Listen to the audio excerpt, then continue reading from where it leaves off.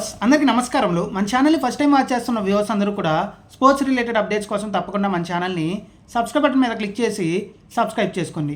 ఎందుకంటే మన ఛానల్ని మీరు సబ్స్క్రైబ్ చేసుకుంటే మన ఛానల్లో వచ్చే స్పోర్ట్స్ అప్డేట్స్ కానీ ఇన్ఫర్మేషన్ కానీ మీకు త్వరగా వేగంగా వచ్చే అవకాశం అయితే ఉంది. IPL 2025 సంవత్సరంలో ఆర్సీబీ జట్టు ఆడిన మొదటి 2 మ్యాచ్ల్లో ఘన విజయం సాధించింది. మూడవ మ్యాచ్లో కూడా ఎలాగైనా విజయం సాధించాలని ఆర్సీబీ జట్టు బరిలోకి దిగుతుంది.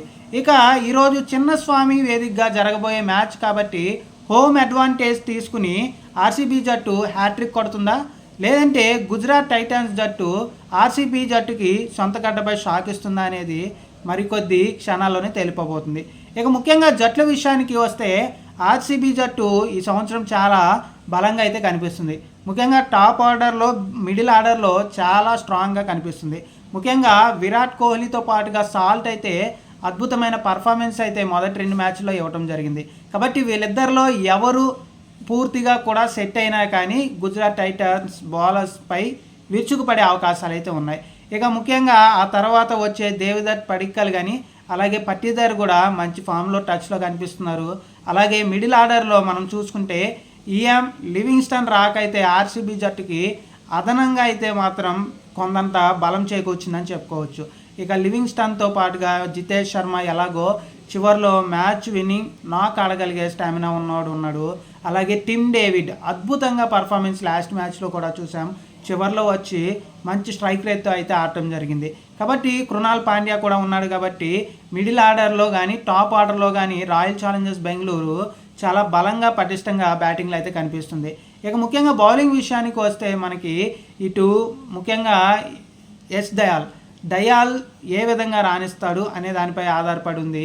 కాబట్టి ఓవరాల్గా బౌలింగ్లో మాత్రం కొంచెం భువనేశ్వర్ కుమార్ రాక బలం చేకూర్చినప్పటికీ కూడా ఇంకా మంచి బౌలింగ్ ఉంటే మాత్రం గుజరాత్పై విరుచుకుపడే అవకాశాలు బౌలర్లు అయితే ఉంది. కాబట్టి ముఖ్యంగా మనం చూసుకుంటే బౌలింగ్లో మాత్రం గుజరాత్ టైటన్స్దే పై చేయని చెప్పుకోవచ్చు. బ్యాటింగ్లో ఆర్సీబీ జట్టుది పై చేయి. కాబట్టి గుజరాత్ బౌలింగ్తో పోలిస్తే మాత్రం ఆర్సీబీ బౌలింగ్ అయితే కొంచెం వీక్గా ఉందని చెప్పుకోవచ్చు.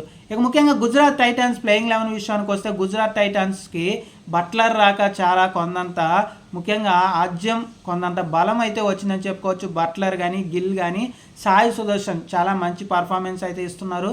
అలాగే మిడిల్ ఆర్డర్లో కూడా ముఖ్యంగా షారుఖ్ ఖాన్ అలాగే ముఖ్యంగా మనం చూసుకుంటే రాహుల్ తివాటియా, రుదర్ఫర్డ్ కూడా మంచి పర్ఫార్మెన్స్ ఇస్తే మాత్రం గుజరాత్ టైటన్స్ విజయ అవకాశాలు మెరుగయ్యే అవకాశాలు అయితే ఉన్నాయి. ఇక బౌలింగ్ విషయానికి వస్తే రబాడా కానీ సిరాజ్ కానీ ఈ మ్యాచ్లో సిరాజ్పై ఎక్కువ అంచనాలు ఉండే అవకాశం ఉంది.